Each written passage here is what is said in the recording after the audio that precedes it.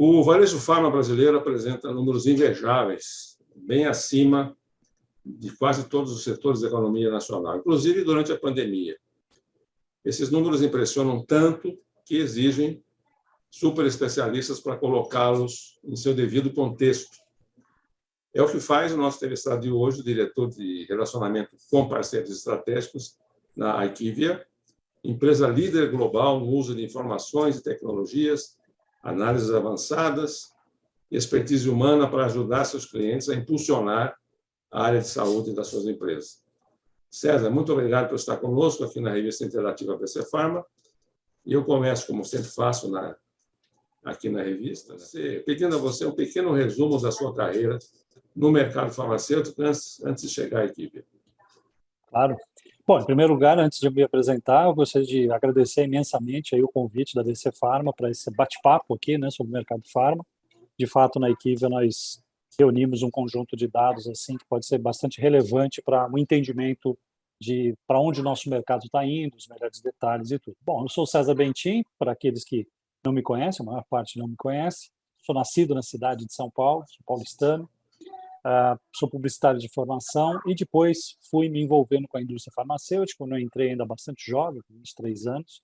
Passei pelo Axê, Pfizer, Novo Nordisk, que depois voltei para o Axê. Já na metade dos anos 2010, ou anos 2015, 2016, eu deixei a indústria. Fui tocar outras vidas, né? Startup, fui ser professor de universidade, sou professor da Escola Superior de Propaganda e Marketing aqui em São Paulo. E fui desenvolver outros trabalhos. Mas, recentemente, eu estive em Portugal, vivi lá 3 anos, desenvolvendo uma startup de iniciativa própria, uma startup de comunicação em saúde, mas era um projeto que tinha 2 anos aí para durar. Eu acabei ficando 3 anos um pouco por causa da pandemia, mas a ideia sempre foi voltar, né? E aí, no final de 2020, eu recebi essa oportunidade de trabalhar junto aos parceiros estratégicos da IQVIA, né? Que são nada mais do que o varejo como um todo, a distribuição que atende esse varejo. Então, nós temos uma correlação muito forte com eles, uma dinâmica bem próxima tanto dos varejistas, dos atacadistas, mas também das associações de classe que representam eles. Então, rapidamente, aí essa é a minha trajetória. Já vou para uns quase 30 anos aí de indústria e tudo mais, né? Já devo ter uma boa noção como é que são as alavancas aí de crescimento. César Bentin, o mercado farmacêutico brasileiro, com base nos dados levantados pela IQVIA, tem alguma peculiaridade, eu diria uma particularidade que o distingue do mercado varejo farma de outros países? Assim, são aspectos importantes, né? Eu sempre costumo dizer que o sistema de saúde acaba influenciando muito a configuração do varejo, né? Então, você pega os Estados Unidos, que você não tem a presença do SUS, ele é muito caracterizado por grandes redes, né? Você vai para a Europa, até por força de legislação, muito poucos países têm a configuração é muito mais em lojas independentes ou pequenos grupos, né, com 3 ou 4 CNPJs cada um. A exceção na Europa é a Inglaterra, né, que não está mais na União Europeia, que ele se assemelha mais ao mercado americano.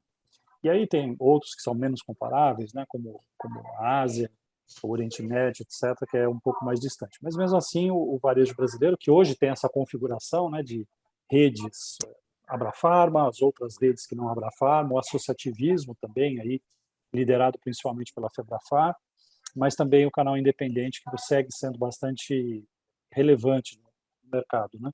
E o Brasil ocupa uma posição de destaque, né, entre os 5 ou 6 maiores mercados do mundo em termos de farma geral. Então, o Brasil continua sendo muito relevante no cenário global.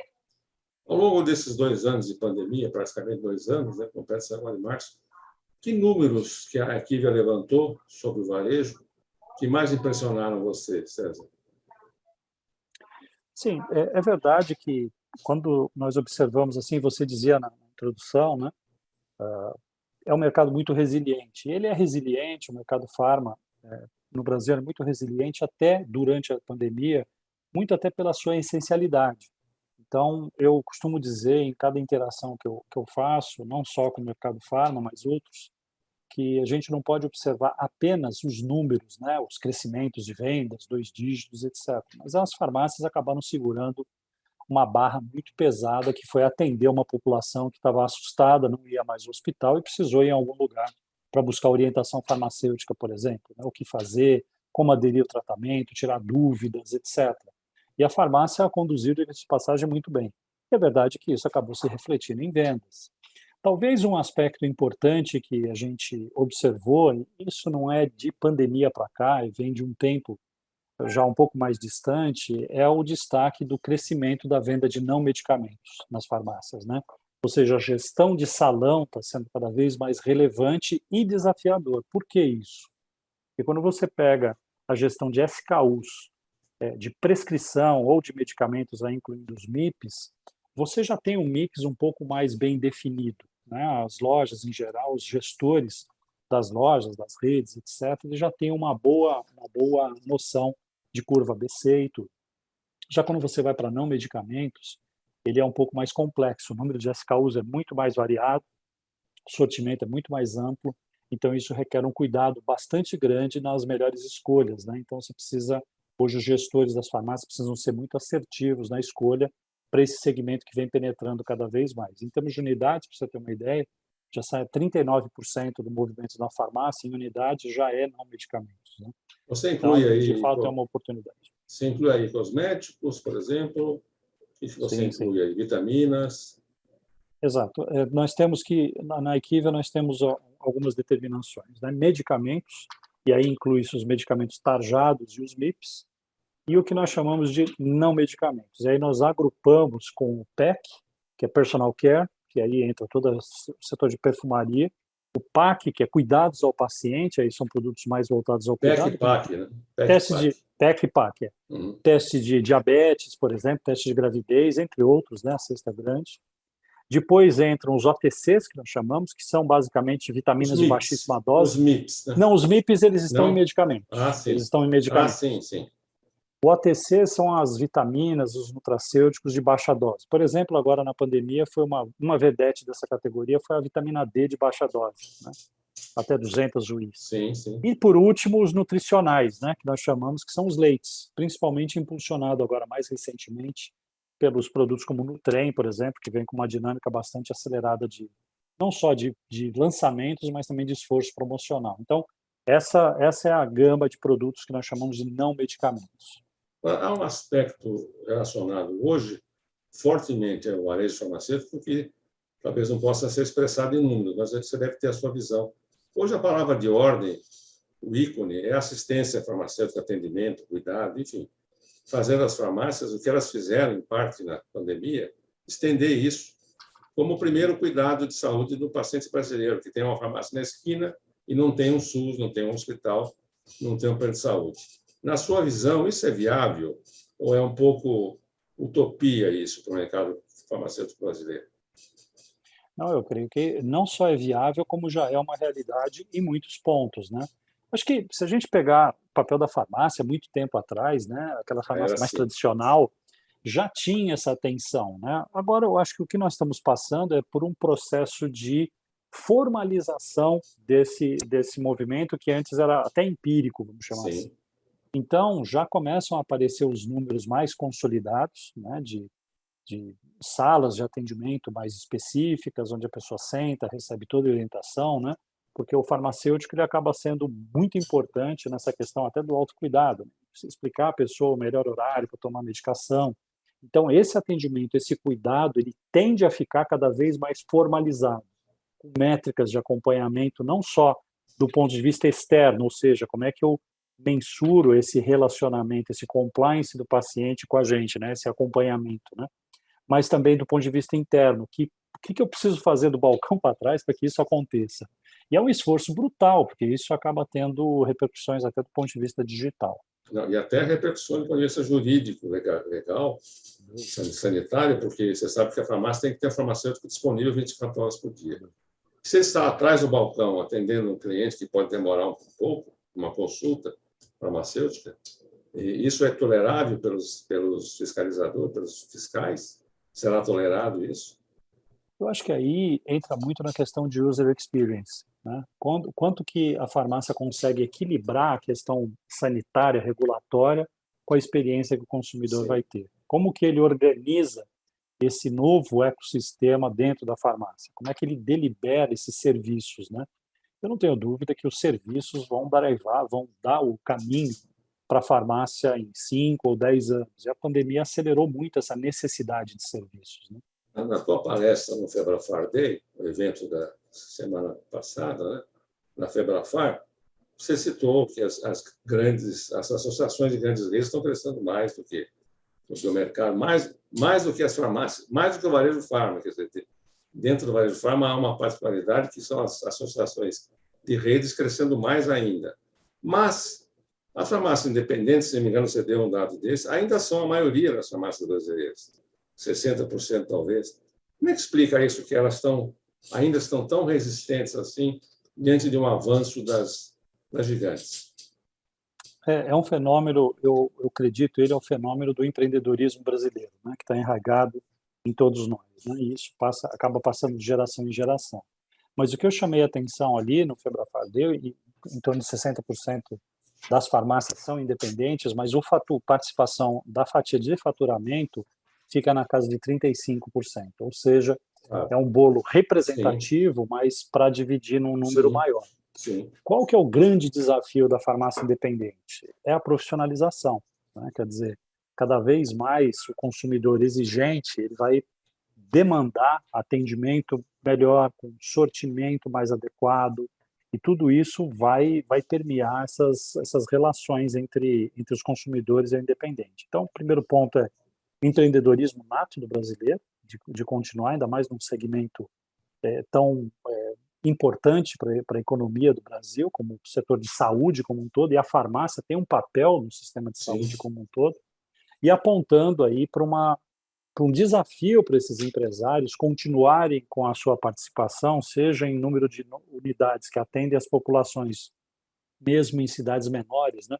Quando nós fazemos recorte de grandes cidades, nós chamamos de metrópoles na Equivia, acima de 1 milhão de habitantes, e as cidades pequenas, com menos de 50 mil habitantes, você tem uma distribuição X para a presença dessas farmácias. Mas, independente do tamanho da cidade em que essa farmácia está, cada vez mais vai ser exigido dos dos proprietários, um profissionalismo crescente. Você mencionou que as farmácias mais antigas já faziam assistência farmacêutica de um modo empírico, né? Sem se basear em nenhum congresso que eles participaram. É uma experiência, temos uma experiência muito próxima de nós, né? Nosso presidente, Pedro Zidói, teve uma farmácia no bairro do Brás durante 50 anos, e muitos clientes iam lá já há muitos anos e iam comprar uma aspirina. Está fora do balcão, ele pode pegar, passar no caixa e ir embora. Eles perguntavam do seu Pedro. O seu Pedro saiu para dar uma injeção, não está. Eu espero ele chegar. Eles queriam pegar o remédio da mão dele, o que justificaria um ato de proximidade e personalização, justamente por um efeito terapêutico adicional, né? E a confiança, né? Confiança nele. Essas farmácias já não têm muito sentido hoje, não é? Ou ainda tem? Ainda tem, mas é necessário destacar um ponto importante. Enquanto está tão na mão de uma pessoa, né, você acaba ficando limitado até para a própria expansão do negócio, né? Então, precisa transferir essa confiança de um proprietário, de uma pessoa, para a marca, né? Quer dizer, essa marca é a que cuida das pessoas, né? E aí tem que ter todo um processo de marketing, né? Infelizmente, no Brasil, nós temos uma dificuldade de entender o marketing, né? Marketing, às vezes, é confundido no Brasil como sinônimo de mentira, né? Exatamente. Isso é marketing, né? E não é. Marketing é um processo, uma ciência muito séria. Ainda falam na chamada hipnoterapia, que hoje sou testemunha, frequento farmácias todos os dias. Não há mais, a hipnoterapia não existe mais. Até porque o consumidor é outro, né? É outro, Até né? porque o consumidor é outro. Então, a consciência pelo autocuidado está cada vez mais em voga, né, entre os consumidores. Então, aquele que a pandemia reforçou também, né? A pandemia reforçou isso. Sem dúvida. As pessoas ficaram assustadas, né? O que está Autocuidado. acontecendo? O que eu preciso fazer? E aí, autocuidado na veia. Imunoterápicos também subiu muito a venda, né? Nesse período, para aumentar a imunoterapia. Né? Agora, ainda falando das independentes, que a BCFAM representa bastante bem, Apesar de você disse que tem que ter alguém muito bem formado, né, bem informado também, para prestar esse serviço, você acha que a personalização do atendimento, chamar pelo nome, ainda é, diante de toda essa estratégia profissionalíssima do mercado fármaco, com pesquisas avançadíssimas, né? Você acha que isso ainda tem sentido? Cabe ainda isso? Então, cabe, mas vai depender muito do tamanho do negócio que você tem e com quem você conta. E aí passa claramente por um processo de digitalização, né? Pela transformação digital que se fala. Como é que eu consigo manter esse atendimento próximo de uma maneira mais dinâmica, do ponto de vista até de acompanhamento, porque se for depender de uma pessoa, ela esquece, está mal-humorada, está bem-humorada, falta, tem férias, etc., né? Como é que eu mantenho esse atendimento? Isso passa pelo processo de digitalização das relações, né? E aí é que, dentro desse processo de marketing que eu estava comentando, precisa refletir no treinamento das equipes que estão na farmácia para você manter um padrão de atendimento independente de quem for atender. Vocês já fizeram algum levantamento numérico, uma pesquisa sobre a adesão das farmácias a essa tão decantada assistência farmacêutica? Já tem números de quantas já prestam isso? Tem um consultório atrás do balcão? Vocês têm uma ideia numérica disso? Assim, nós não temos uma métrica objetiva, né? Mas nós temos assim alguns números de associações que vêm montando cada vez mais, vêm oferecendo esse tipo de serviço, né?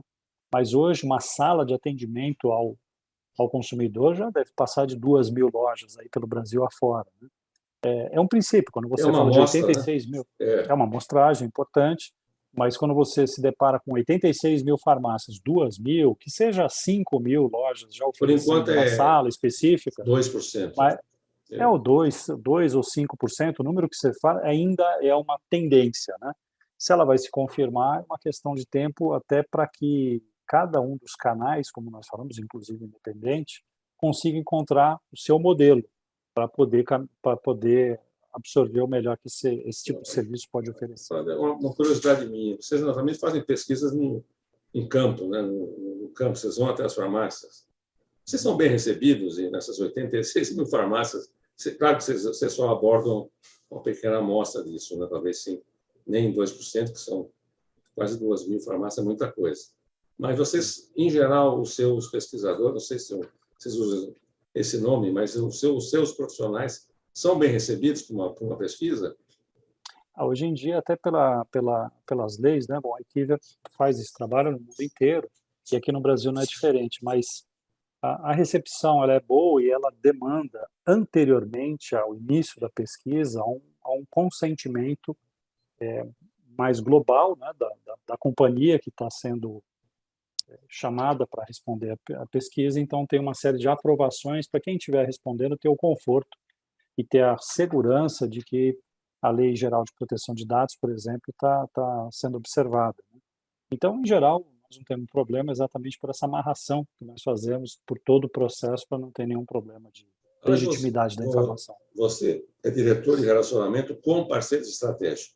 Quem são os parceiros para vocês, na Em média? geral, o varejo como um Redes de todo, né? farmácia chamam vocês? Redes de Redes de farmácia. farmácia, Sim, exatamente. associações de redes. As associações que representam, né? Eu costumo dizer que nós temos alguns blocos de stakeholders ou de parceiros estratégicos, né? Você tem as associações de classe que representam o varejo, o atacado, e você tem os próprios players, né?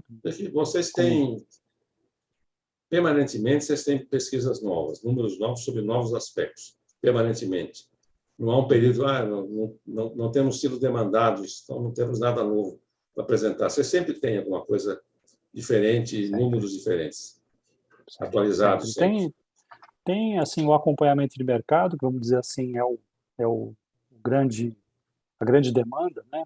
Está caindo, como é que está o mercado? Porque assim, quando nós falamos, o mercado fatura tanto e está crescendo tanto, embaixo dele tem uma complexidade incrível, né? Como eu estava dizendo, medicamentos e não medicamentos, tá bom, já é um mundo. Quando você começa a funilar, dentro de medicamentos sob prescrição tem 3 grandes níveis, né? Os similares, os promovidos e também tem os genéricos. E aí dentro dos BIPs também tem essas classificações. Então você vai fazendo que nós chamamos de mergulho profundo, né, o deep dive, né? E aí você vai entendendo cada uma dessas classes, qual é o comportamento dela, né? E Então as é bastante complexo. nossas farmácias, pela tua experiência, são, digamos, cristalinas nas suas informações? Não tem dados secretos? Não existe isso. As farmácias são transparentes. São até porque eu acho que já está vencida uma etapa de que informação é poder, né? Então, o compartilhamento de dados hoje, de vendas, de prescrição, etc., é Sem muito dúvida. saudável, até para que o próprio lojista entenda qual é o papel que ele está exercendo naquela região dele, naquela localidade, naquele bairro, naquele estado. Até porque a IQVIA, nós estamos presentes em mais de 100 países, né? E com o capital aberto. Então, um dos nossos compromissos mais prementes, mais profundos, é com compliance, né? Ou seja, com respeito à informação prestada. Então, são milhões de dólares por ano gasto em cybersecurity, né? Então, informação de...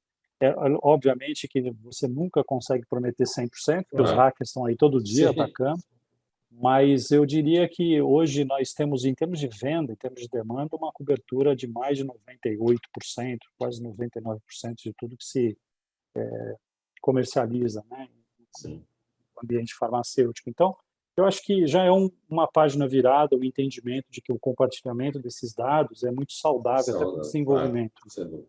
Marcelo, você citou os genéricos, né?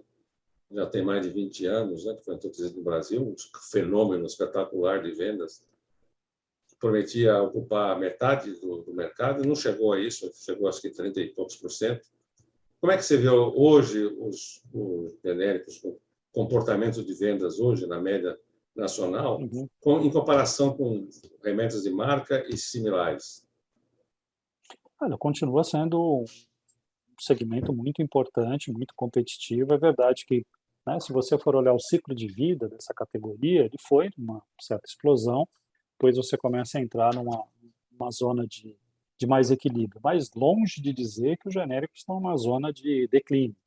Não, eles estão numa maturidade hoje e avançando, ganhando cada vez mais espaço. Então, os genéricos vieram como uma solução, né, com a aposta do governo já, como você disse, há 30 anos atrás, veio para ficar, está aí, super competitivo, a despeito do que existe em termos de ofertas, tanto dos similares ou os próprios produtos de marca, né, os referência.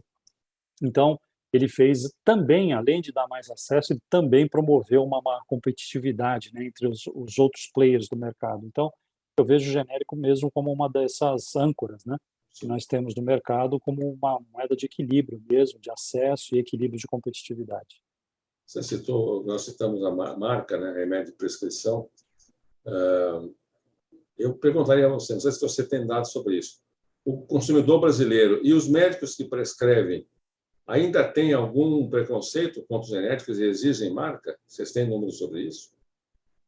Não temos um número objetivo, né? Mas o senso comum diz assim que logo no início, né, você viveu isso, uma desconfiança bastante grande que eu acho que também está superada. Acho que hoje os laboratórios fizeram um trabalho institucional junto à classe médica, junto às farmácias, etc., que foram se colocando. E um outro aspecto que eu acho que é importante nesse cenário de destacar é exatamente a atuação da Anvisa, né? Que a Anvisa foi sempre muito proativa e muito próxima do mercado para garantir, fazendo o papel dela de agência reguladora, de garantir que esse segmento tivesse o seu papel completo no mercado, né? Então, acho que todas essas alavancas aí acabaram aumentando a competitividade e se bobear, os produtos de marca, os referência, também os similares, precisaram se reinventar também durante esse período, não só do ponto de vista de preço ou de condições comerciais como um todo, mas de soluções mesmo, cada vez mais com valor agregado para o consumidor final. Eu já perguntei isso, mas eu queria saber um pouco mais sobre isso. Você, como diretor de relacionamento, se relaciona, evidentemente, com os grandes players do varejo farma. Você sente nesse varejo hoje, ao lado da profissionalização, que você entende como fundamental hoje em dia, uma busca cada vez maior por números, por coisas claras, evidentes, incontestáveis? Você sente isso? Sem dúvida, sem dúvida. Isso em todos os canais, né? No início, talvez, lá para 2005, 2010, né? Por volta disso, poucas empresas tomavam decisão baseada em dados, né? Até porque era essa época do convencimento de que o compartilhamento de dados era saudável, né? Conforme foi vencendo essa barreira, players foram vendo seus concorrentes com performances cada vez mais assertivas, cada vez mais destacadas, quer dizer, aí você rompe várias outras barreiras, né? Então, hoje, a tomada de decisão, bom, tem desses pensadores aí de dados, né, que fala, você sem dados na mão é apenas uma pessoa com uma boa opinião. Sem dados, você pode até ter uma opinião, mas você pode estar dando um tiro no pé aí nas suas avaliações feitas. Então, o aumento de consumo de dados, nós temos, né, um acompanhamento que nós fazemos de cada uma das ferramentas que a gente oferece, e de fato é um crescente, assim, se eu colocar anos, assim, 2010, 2015, 2020, é exponencial o crescimento, assim, de consultas e avaliações. O que as entidades, César, mais querem saber do mercado? César, eu queria saber se as farmácias do meu bairro, acho que nesse universo vocês não atuam, esse micro-universo, mas algo bem prático. Quero saber se a aspirina voltou a ser um grande produto. O que eles querem saber, em geral, as grandes entidades? Acho que as grandes entidades, menos assim, cada vez menos saber pontualmente a performance de produtos, né? Acho que as entidades como um todo, elas estão olhando para uma outra direção, ou seja, da forma como nós estamos indo, por exemplo, como eu estava dizendo, daqui um pouco a venda de não medicamentos ela vai ser mais importante até do que a própria venda de medicamentos, para que eu possa endereçar algumas atitudes a médio e longo prazo, né? Então, eu acredito que as entidades aí elas acabam tendo esse tipo de visão, mas talvez aí olhando cada vez mais próxima da performance estão os próprios laboratórios, né? Que querem entender onde é que estão gaps de crescimento entre as regiões do Brasil, enfim, até chegar à granularidade possível de ser compartilhada com eles, que, como eu disse, as regras de compliance elas são muito apertadas, né? Para que você garanta um sigilo de informação para que as tomadas de decisão sejam tomadas num nível bom, mas não esse nível não pode extrapolar os limites de uma boa concorrência. Vocês já fizeram levantamentos sobre, por exemplo, a ruptura, chamada ruptura, não acho um bom nome, mas a falta de remédio, falta de produtos numa farmácia, isso dá para levantar, isso representa algo que, de fato, conta muito no mercado hoje? Esse é um dado que nós estamos procurando estruturar, um painel novo aqui na Equivia, para que fique mais objetivo esse número, né? Porque senso comum ficam entre 5% e 10%. Quando você fala de um mercado de 100 bilhões, você está falando entre 5 e 10 bilhões, muita né, coisa. de gap. Talvez fosse um dos 3 maiores players do mercado, né, exatamente a ruptura, né?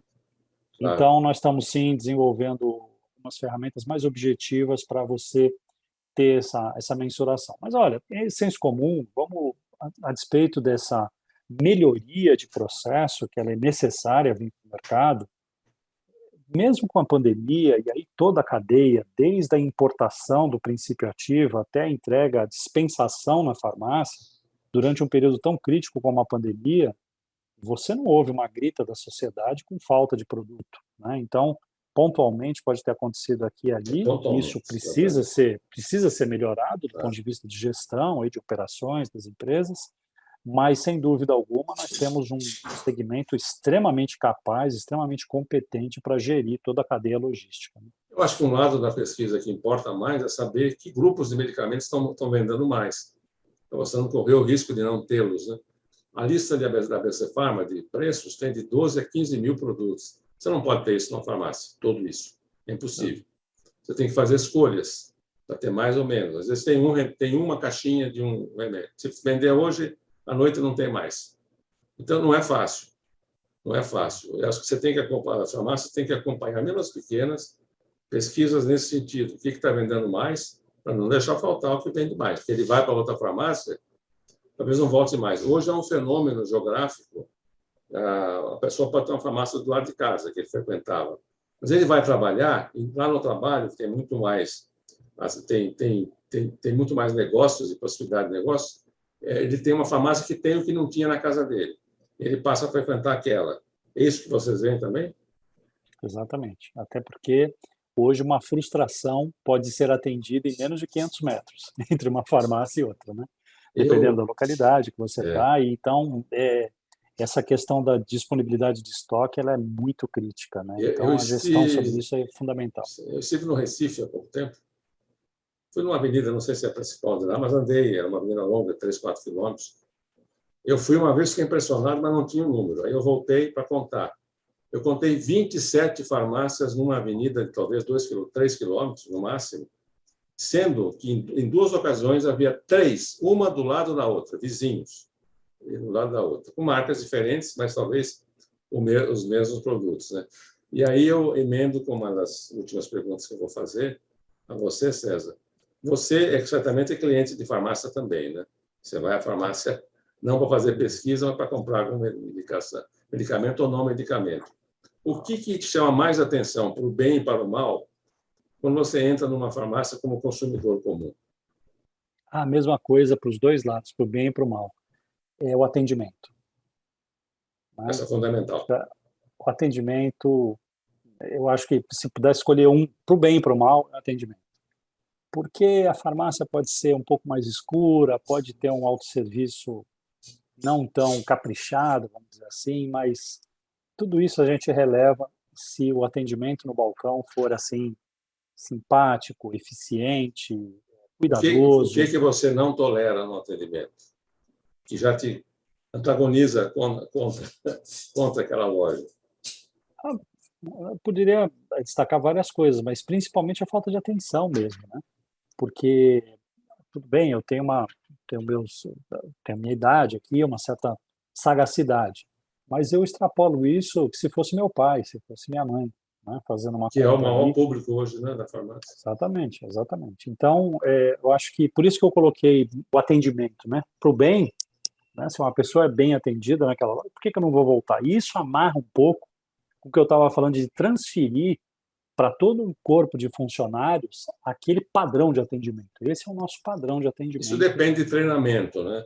Com certeza. E Treinamento. os investimentos em treinamento me parecem ser assim estratégicos, né, para que as farmácias sigam sendo competitivas. A despeito de ter o produto, como você estava dizendo, que é fundamental, a despeito de estar o produto bem posicionado, no caso do MIP, como você falou, uma marca, mas, sobretudo, o treinamento, a pessoa, se for bem atendida, ela até topa voltar no dia seguinte para pegar a segunda caixa do medicamento que não tinha, né? Ela foi tão bem atendida que ela volta no dia seguinte sem problema.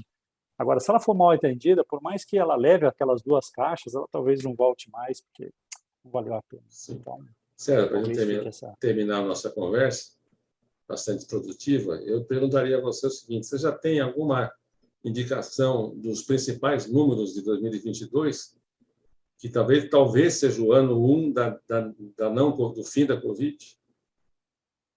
Olha, nós temos uma projeção aqui de um crescimento pouco superior a 9% na métrica de PPP, Desculpe né, a que é o. interrupção. Este ano foi quanto?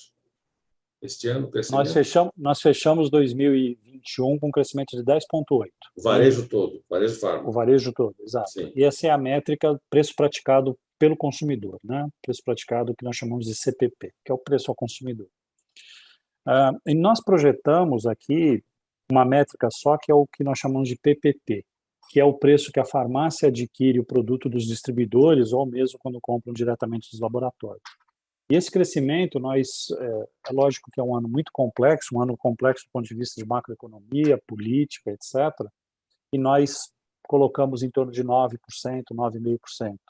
Verdade que o mês de janeiro, que nós estamos fechando os números essa semana, para entender como é que foi janeiro, mas a percepção geral é que o mês de janeiro foi muito forte, né? Talvez tenha sido um dos janeiros mais fortes que se tem notícia nos últimos anos.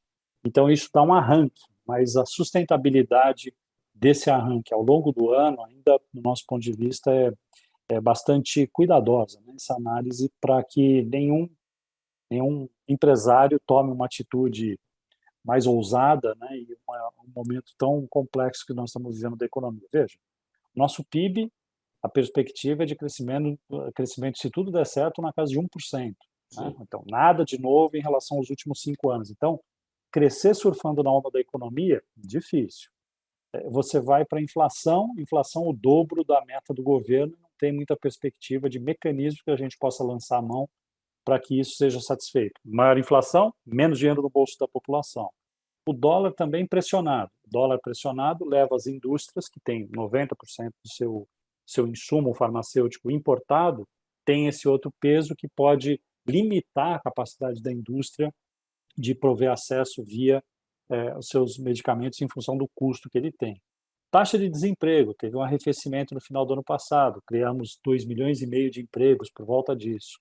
Os planos de saúde mantêm lá os 25% de capacidade de vidas seguradas, mas aí entra, a inflação médica já está explodindo em 19% praticamente, né?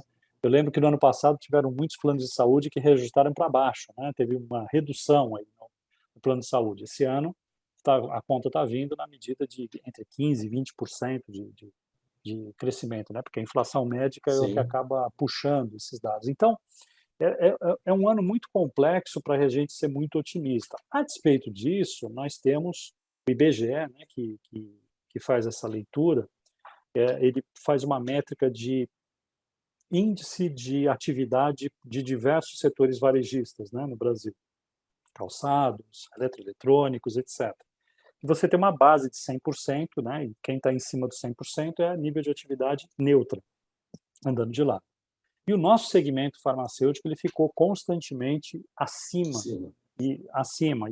de qualquer outro setor varejista, né? Mostrou uma resiliência muito pela essencialidade do nosso segmento, mas toda essa resiliência que a gente apresentou pode arrefecer em algum momento, né? Esses fatores econômicos. Como dizia minha avó, né, caldo de galinha, né, e prudência não faz mal a ninguém. Você destacaria algum produto que foi a menina dos olhos em 2021? Nesse crescimento aí? Assim, produto eu não diria, mas são classes, talvez, né? São classes, Classes, por exemplo, você teve uma prevalência muito grande da venda de testes de Covid, né? Então, tiveram players importantíssimos, né? Que se destacaram, mas números assim, impressionantes. Qual é a sustentabilidade, né? É muito complexo. Agora os autotestes, né? Que estão chegando aí nas próximas semanas. Já foi aprovado o primeiro, né? Pela Anvisa. Já foi aprovado o primeiro, depois de alguns que foram rejeitados. Sim. Mas daqui a um pouco começam a chegar os testes de Covid. Então, mas de fato os testes foram um grande apelo. Nós tivemos um momento de produtos que não iriam se sustentar por toda a polêmica gerada, né? Ivermectina, cloroquina, etc. Tiveram um rompante de vendas. COVID, né? Como um todo, mas não são sustentáveis. Aí, do outro ponto de vista, que também foi uma fase, foram as vitaminas, que tiveram uma alavancagem muito grande, mas também você acabou passando por medicamentos que historicamente tinham uma venda estável, que tiveram uma queda muito importante. Os respiratórios como um todo, né? Os MIPs, a linha de gripes e resfriados, os antigripais, eles sofreram bastante com isso. Enfim, foram movimentos que a pandemia trouxe e que o mercado soube se adequar durante esse período, entre risos e choros, né? Durante esse período, mas agora, 2022, é difícil falar de estabilidade com o mês de janeiro que nós tivemos, né, com uma corrida atrás de antigripais, né, que acabou faltando aqui e ali, e os laboratórios correram para que essa falta fosse transitória e não que ela se estabelecesse. Então, acho que tem algumas categorias aí que cada um que está nos ouvindo pode identificar aqui na minha farmácia se foi ou não foi, mais ou menos, mas eu acho que boa parte vai se explicar por esses exemplos.